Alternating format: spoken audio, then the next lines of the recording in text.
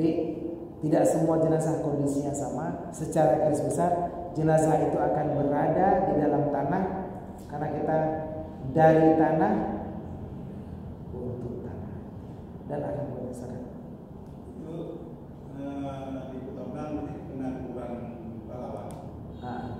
Nasib jenazah gimana di keluarga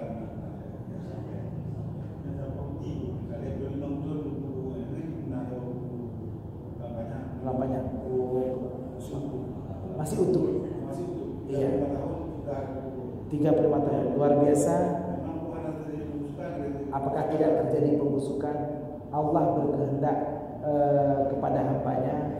Innallaha yaf'alu ma yasha. Allah itu melakukan apapun yang dikehendakinya.